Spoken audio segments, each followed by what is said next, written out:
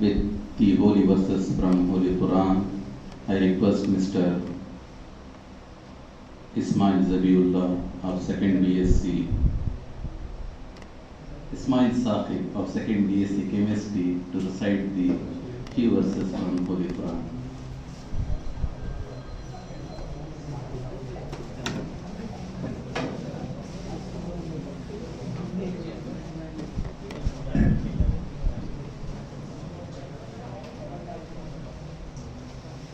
أعوذ بالله من الشيطان الرجيم.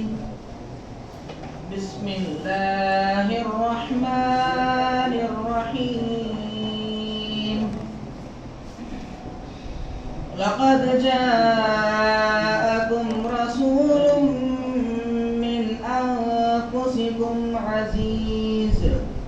عزيز عليه ما عنتم حريص عليكم بالمؤمنين رؤوف رحيم. فإن تولوا فقل حسبي الله لا إله إلا هو عليه توكلت وهو رب العرش العظيم. صدق الله العظيم. Thank you, Mr. Ismail.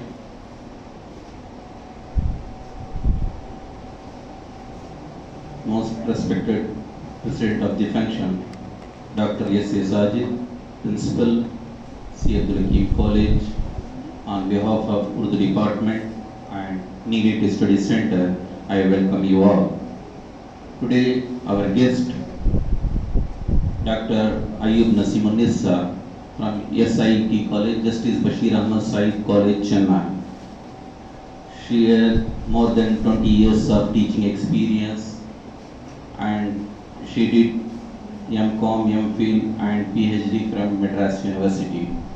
And she have 5 years abroad experience also, and at present she is a director of Business Incubation Center at Justice Bashir Ahmad Said College. And on behalf of Abdul Hakeem College, I welcome Dr. Ayub Nasimunissa to our campus. I welcome you, ma'am. And I thank the organizer Arshad and Mr. Arshad and Mr. Ehtisham of Needed staff, and I welcome all my students for this National Education Day. Actually, we supposed to start this program. We want to conduct on 11th November is a Maulana Azad birth anniversary, is a National Education Day. So we are late by 72 hours because of unavoidable circumstances. So on behalf of Urdu Department, I welcome the Dr. Bashira Sultana of SIT College to our campus, and I welcome all the students to this program. I request our Honorable Principal to please deliver the presidential address.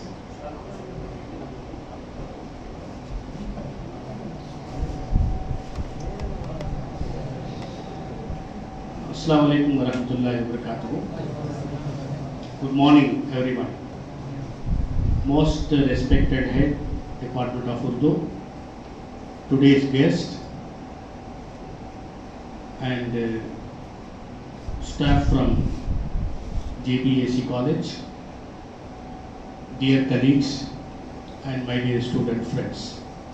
Today we are gathered here to remember and to celebrate the best educationist. He was none rather than Maulana Abul Kalam Azad. Many people do not know his noble contribution to the nation. He was the first education minister of India, and he established UGC, IITs and IIMs to give quality education. to our fellow citizens. Because of that, still we are enjoying. And we have good IIMs and IITs, and still UGC is monitoring more than 34,000 colleges at this moment, and we have got around 1,200 universities. It is controlled by the University Grants Commission. So the person who has a very good vision, and he was the editor of Urdu Daily at those days. At the age of 20, he started and he is edited the Urdu dailies from Calcutta. So such a beautiful personality, he has contributed lot for the cause of education in this country. So we have to remember him, and we are supposed to take the message from his valuable service he has rendered for the cause of education in this country. And we are very fortunate enough that Madam, with a short notice, though he was not able to attend on 11th, but he has accepted our invitation and he is with us to grace the occasion. We are very fortunate and we are very, very thankful to the Madam.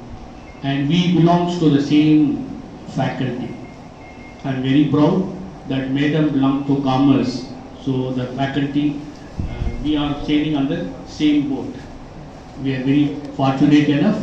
Definitely we will enjoy his deliberations. It will be more useful to you all. Thanks for the opportunity. Thanks a lot, sir. I request Dr. Bashira Sultana of SIT College, please mantle a shawl to our guest of honor, Dr. Ayub Nasiman Nissa.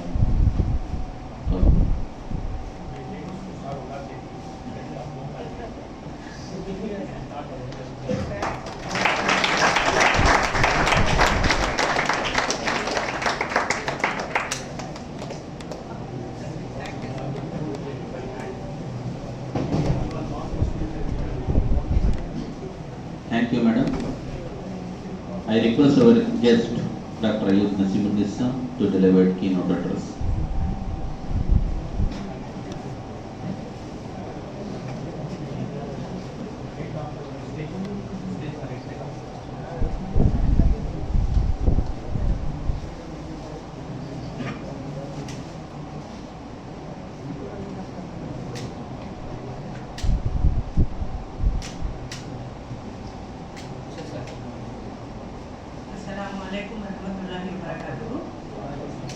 May the peace, blessings, and mercy of the Almighty be showered upon all of us in plenty. Amen. And upon this institution too. Amen. Ya Rabbal Alamin. Good morning, one and all present here. First and foremost, I thank the Almighty for having given me this opportunity. I thank the honorable management, principal, staff and students, and Dr. Yasser in particular for inviting me and providing me with this opportunity. I am excited today to be speaking to you on the topic National Education Policy 2020 in streamlining to strengthen higher education for National Education Day. My presentation will be divided into three parts. The first, I will be talking about National Education Day. Every year we are celebrating on 11th of November. And the second part of my presentation would be on National Education Policy with special reference to the school education, because from the school only we come to the college. And the third part would be my strategies of the government with reference to higher education institutions. So that is where we are all sitting here. So this is going to be a technical session. I just request your kind attention and please make a note of it. Definitely it will be very useful to you, inshallah, and also it will be useful to your offspring. With that note, so the first part of my presentation is on National Education Day. India marks National Education Day on November 11 to memorialize the birthday of Maulana Abul Kalam Azad, the first Minister for Education in India. Maulana Abul Kalam Azad's exemplary contributions to the field of education and institution paved the way for the country's modern system. Reputed as a main architect of education, he served as India's first Vice President as well as the first Education Minister from 1947 to 1958. Excuse me, can you please change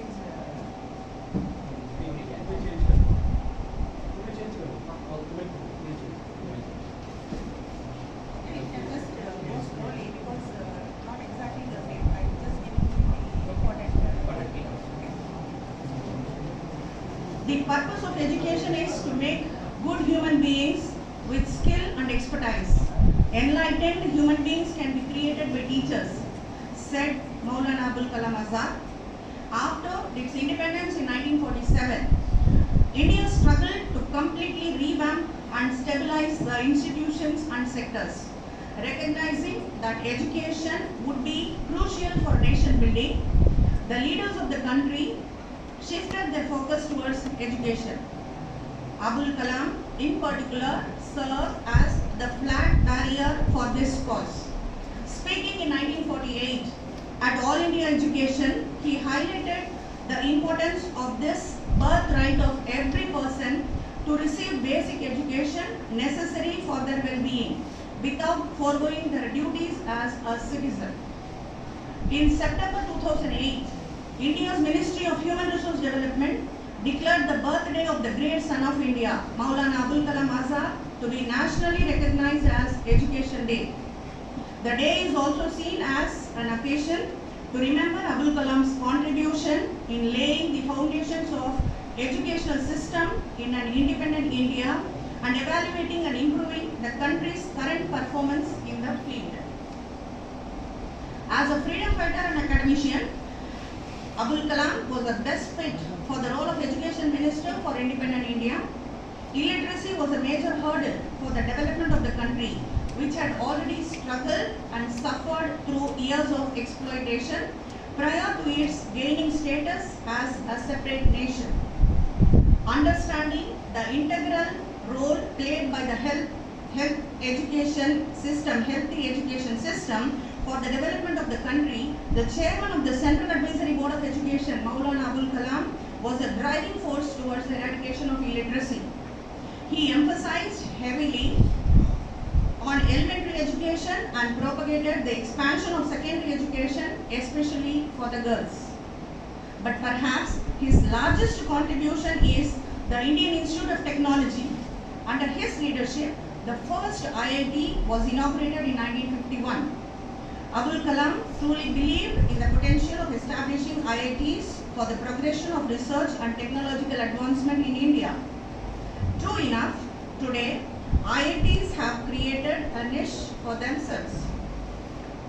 Whether nationally or internationally, IITs are looked as epitome of excellence.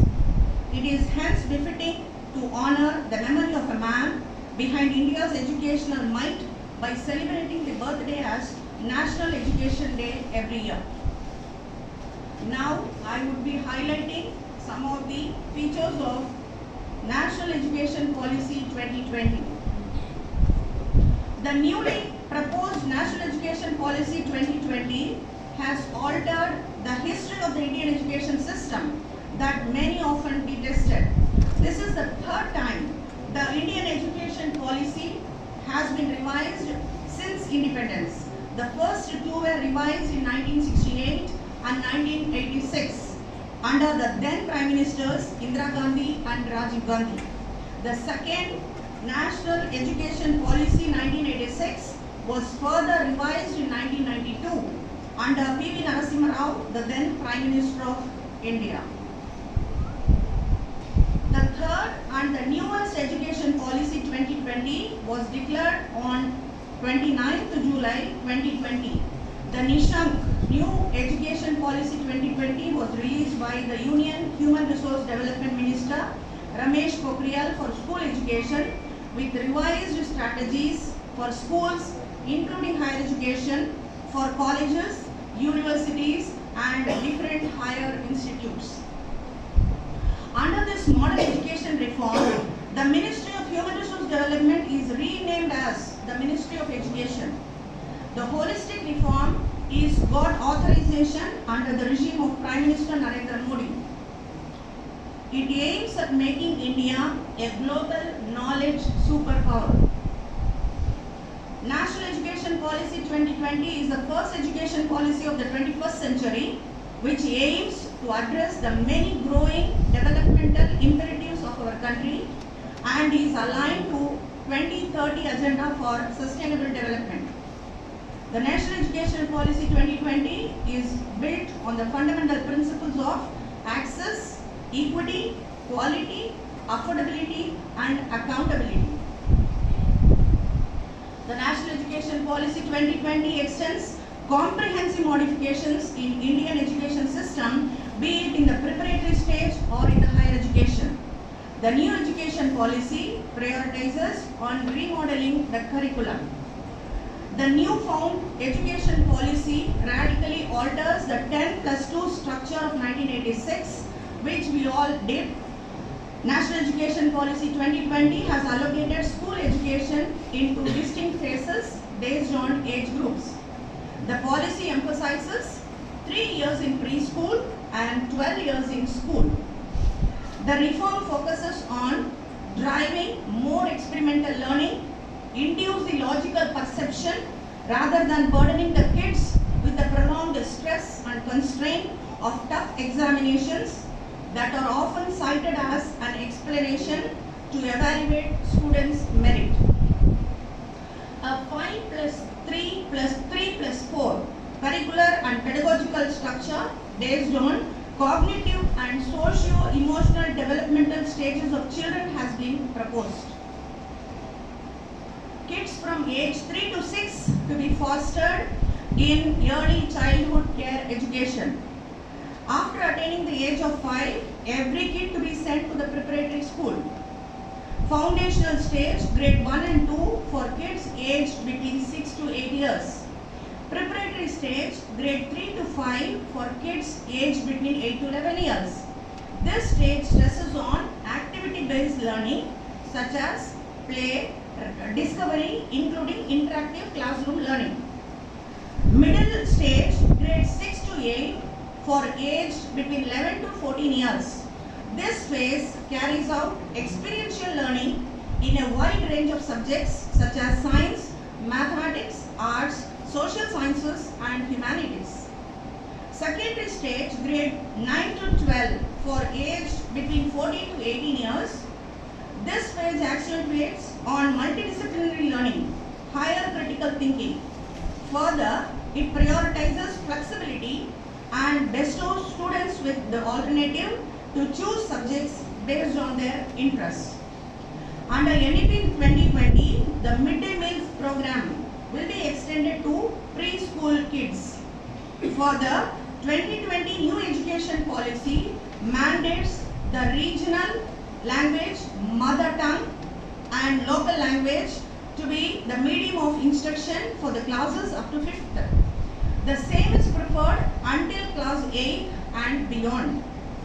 The 3-language formula states that state governments should adopt and implement the study of a modern Indian language, preferably one of the southern languages, apart from Hindi and English in the Hindi-speaking states, and of Hindi along with regional language and English in the non-Hindi speaking states. Under New Education Policy 2020, another crucial highlight is enactment of 10 bagless days to school students, during which informal internship will be provided based on their career bent. School exam reforms. Reforms in the school exam recommended by NEP include tracking the progress of the students throughout their school experience. It includes state census exam in class 3, 5 and 8. Another important recommendation was the restructuring of the 10th board exam that would mainly focus and test only the skills, core concepts and higher order thinking and capacities. The NEP recommended the establishing an apex body of education headed by the Prime Minister under the name Rashtriya Shiksha Ayog or National Education Commission. Doubling the public investment for education was one of the important recommendations of the NEP 2020. It insisted on the expenditure of 6% of GDP on education. Doubling the current 10% of total public expenditure to 20% in the next decade was recommended. Vocational courses. Recommendations of National Education Policy 2020 with respect to vocational courses can be listed as follows. Students in classes 9 to 12 must receive vocational education on at least one vocation. Schools should build expert curriculum delivery methods that are aligned with national skills qualification framework competency levels. Higher education institutes must also provide vocational courses that are integrated into undergraduate educational programs. NEP puts focus on empowerment of teachers also and improving the recruitment, service conditions, transfer policy and career progression. The National Professional Standards for Teachers will specify norms and standards for different levels of teachers. Now, the strategies of government to benefit the higher educational institutions and universities.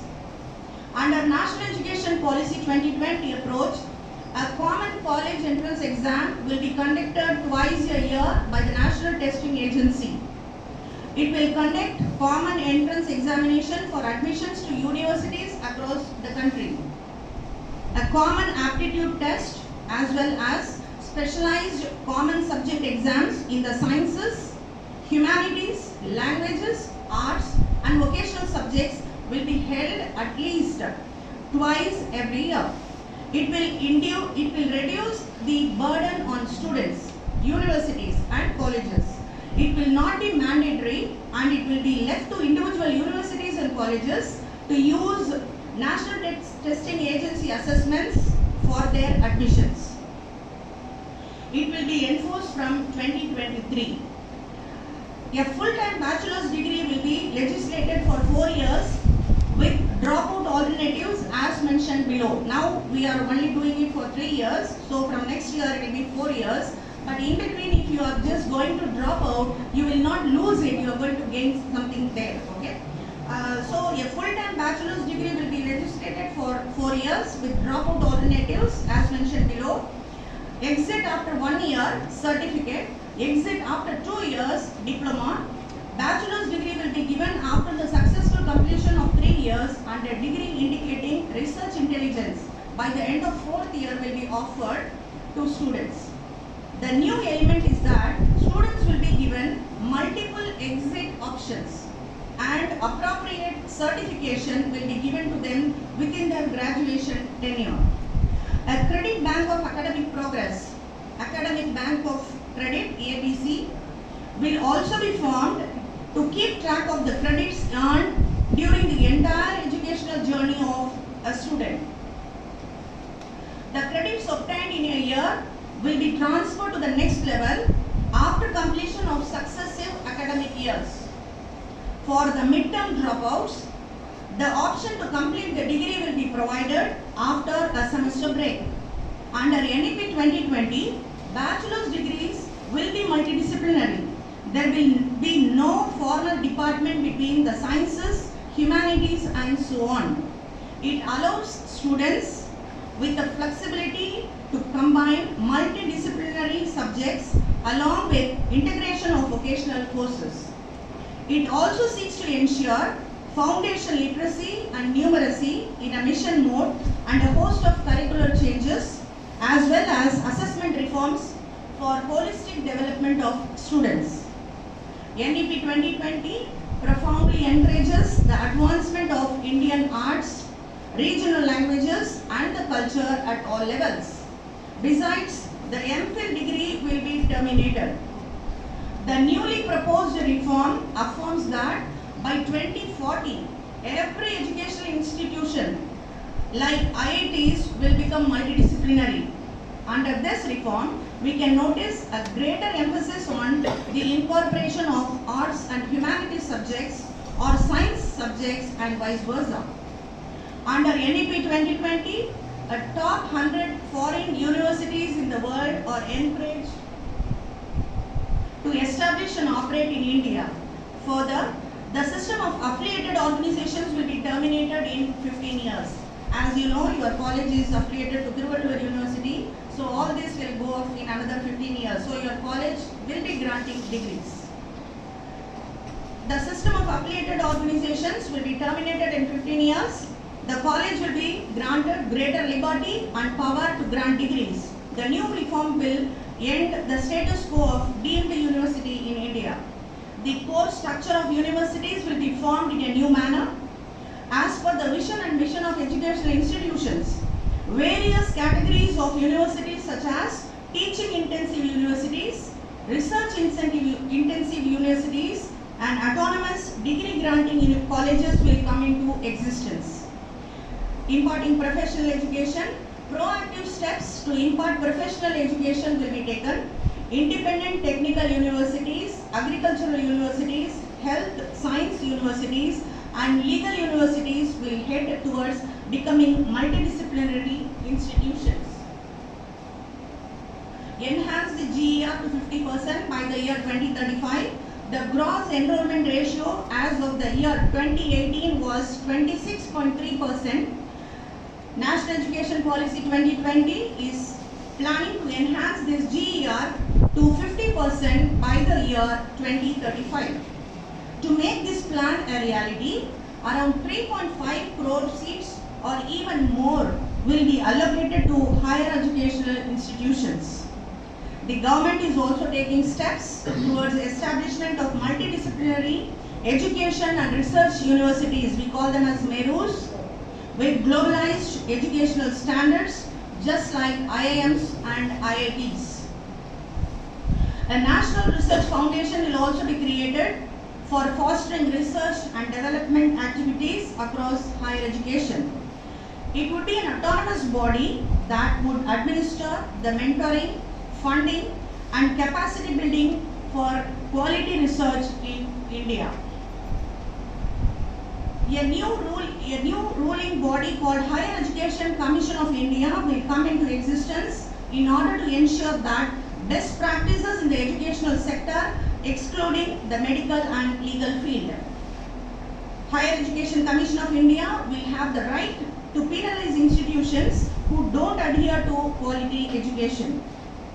Financial support to assist students.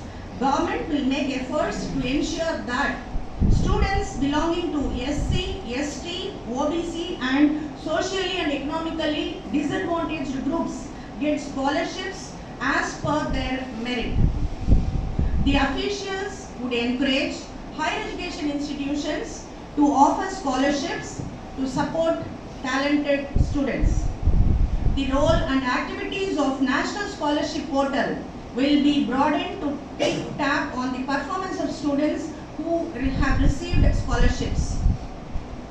To ensure the preservation and promotion of Indian languages, National Education Policy has recommended to set up various bodies such as National Institution for Pali, Prakrit and Persian, Institution of Translation and Interpretation. The higher educational institutions are allowed to use mother tongue, regional and local language to help students grasp the concept better. Technology in education. The government will create an autonomous entity called the National Educational Technological Forum to ensure appropriate integration of technology in education. Institutions will be able to empower their faculty as well as students by streamlining classroom processes through ICT enablement. It will also include virtual laboratories in various disciplines providing remote access. Distance learning and open learning. As per renowned educational experts, the role of ICT in education is crucial. There is also a greater emphasis on technology to improve multiple aspects of education, including learning, assessment, planning, and administration.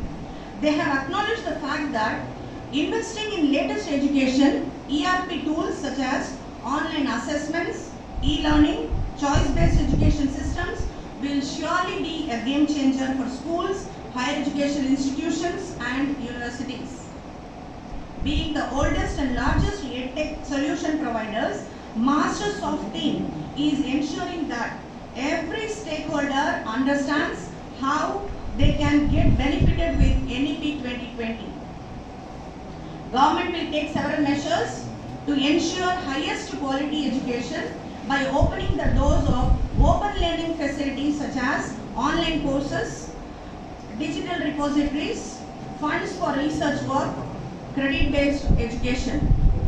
Digitalization of teaching learning process, no more traditional classrooms, a dedicated team for the developing digital infrastructure including e-content, digital library will be initiated to meet the needs of students and maximizing the learning outcomes.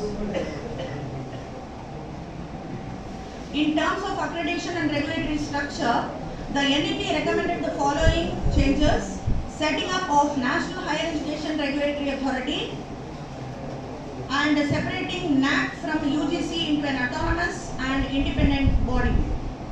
Now, what are the different merits here? Having said the different technicalities here, what are the different merits? It is very much comprehensive because it addresses the entire gamut of education from preschool to doctoral degrees, and early childhood education is given utmost importance, and this starts at the age of 3, and it is easy on regulation.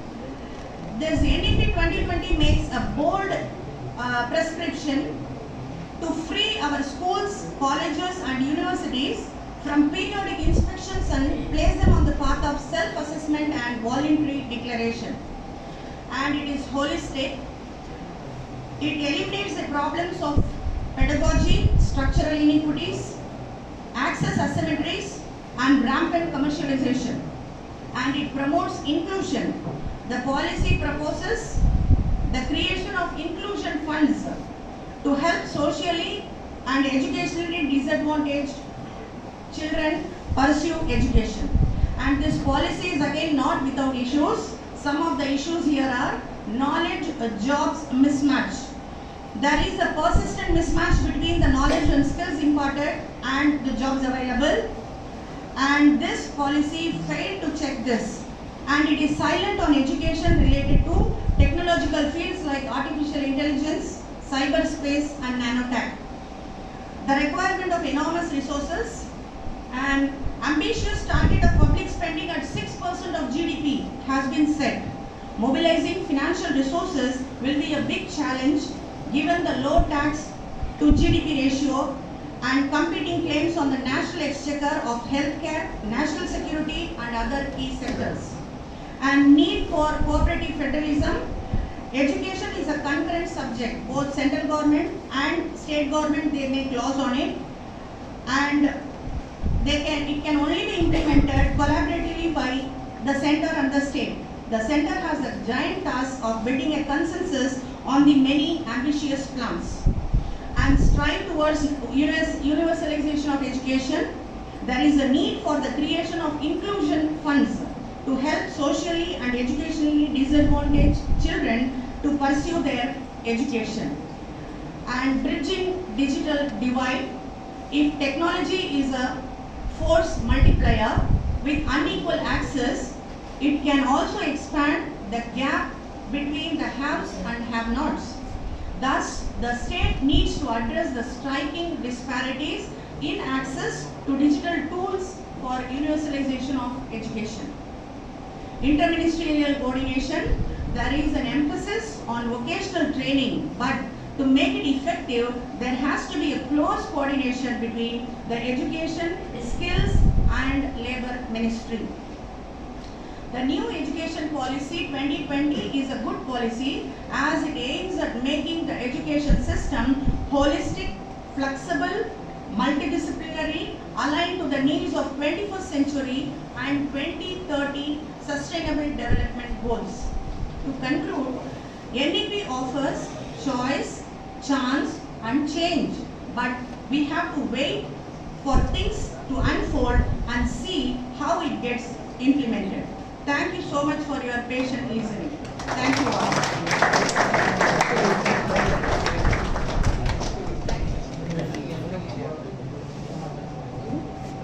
Thank you very much, madam.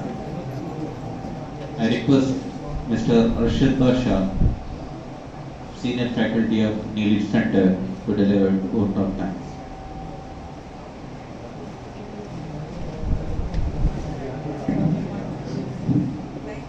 Respected dignitaries, dear colleagues, and my dear friends, good morning to one and all. I take pleasure to thank Dr. S.A. Sajid, Principal Sir Abdul Hakeem College, for his support to conduct this program.